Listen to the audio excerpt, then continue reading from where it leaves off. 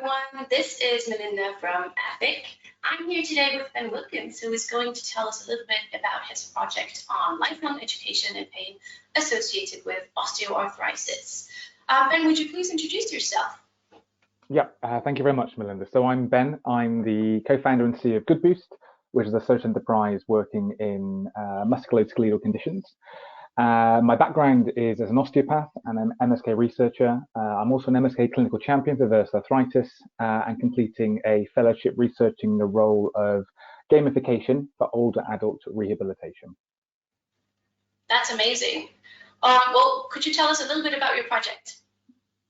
Sure. So the project is to take some of our learnings that we've been delivering in the UK. So what we've been doing over the past couple of years in the UK has been working with public leisure centres and swimming pools and developing the technology so that these venues can deliver a community aqua exercise, aqua rehabilitation service for people with a wide range of MSK conditions. And the reason for this is it's about putting the facilities and the resources into community venues so that communities can offer a service which is normally reserved for secondary care or rehabilitation hydrotherapy pools.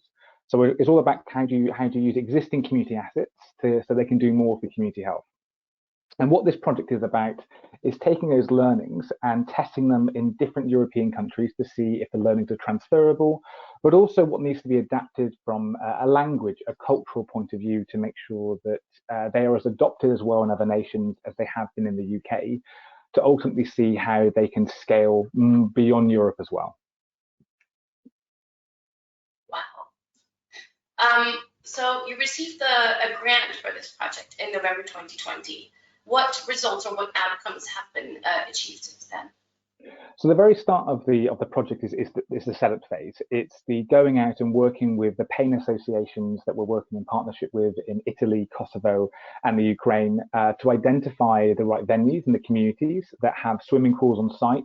And these may well be therapy pools next to a physiotherapy department. It may well be just a traditional spa with a pool and saunas there, or it may well be a public swimming pool or leisure facility. So it's to be identifying these venues with the partners in each nation, and also then looking at working with them to understand how our technology needs to be adapted to be suitable for these venues to launch this summer. So we're aiming to launch this summer. It has been delayed a little bit because of COVID and restrictions in each of these nations, but we are aiming to launch this summer so we can start the project and they will be able to actively engage local people who are living with osteoarthritis so they can be active in water or on land, but also there's an educational element around it. And a key part of what we're trying to build is peer-led solutions that don't need to have a clinician involved, but actually using the technology, it means that groups of people, non-clinical volunteers, can lead group sessions. And what we know from research is that what's often missing from self-management rehabilitation is emotional support.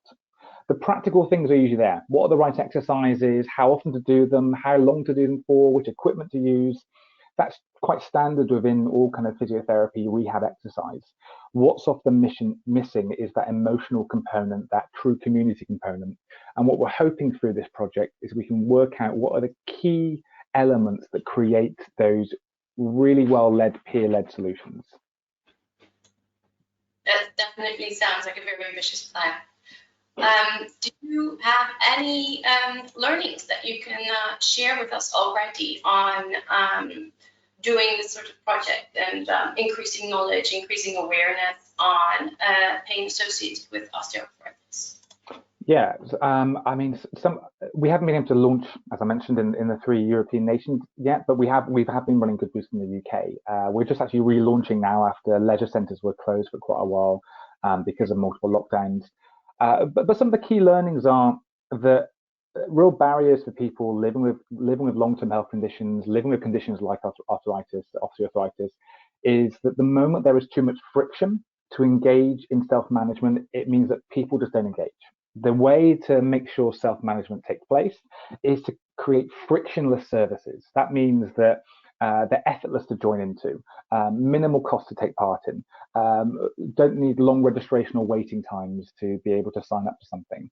The moment we can start removing friction, and that's been part of the learning, is by placing community MSK rehab services in existing community spaces like retirement villages, like local public swimming pools, like leisure centres and gyms. Because you remove the friction, I think, to go to necessarily a clinic or a hospital or go on a waiting list for one as well, they're more likely to engage. The moment they engage and there is that community, there's that emotional element around it, they're with a group of peers, all kind of being active together, supporting each other, people keep coming back. And it's that social contract that people have with each other within groups, which makes them so successful. And we know kind of even anecdotally through things like cardiac rehab programs, when they're formed in groups and they have to go over a certain number of weeks and months, those groups that form become really well connected and usually keep connections for months to years afterwards, stay active. That's a big learning for us, is that where you can recreate that within MSK exercise, OA rehab programs, where you can create those groups, that emotional connection, people stick around for much longer and they continue in their own self-management in a way which from our data to date looks to be exceeding in the longevity than your traditional providing an exercise with a list of, providing a patient with a list of exercises on a piece of paper or even an app. Well, thank you so much for sharing those learnings with us. Can you tell us a little bit about the next steps? What is coming next for your project? So what's coming next is we are looking forward to launching later this summer, once the venues have been finalised and the restrictions are to the point that we can launch and run. We are really excited about that. The project itself will then run over 6 months, and part of the Pain Association's role in each of the nations is to make sure that these venues are really well connected in the community, whether that is they are connected to local physiotherapists, local health navigators, local doctors, or even that they're just really well publicized, to make sure that the venues delivering them have got the right marketing and assets, whether that's physical posters or social media posters, to make sure, social media posts, to make sure that they're highly visible and really well attended. So that's what we're really excited about. At the end of the project, to also share the learnings of what works, what doesn't work, to really understand what we've had to work to make it work from a cross-cultural point of view, so that we can start growing beyond these initial 4 nations in the project. Wonderful. Do you have anything else you'd like to share with us? A huge thanks to the Pfizer Lilly Foundation for giving this opportunity, and also a huge thanks to each of the pain associations in Italy, Kosovo, and Ukraine who've been so collaborative in making this happen. And I'm really looking forward to working with them over the duration of this project and beyond. Amazing. Thank you so much for taking the time to tell us about this great project, and we wish you all the best for the future. Thank you very much.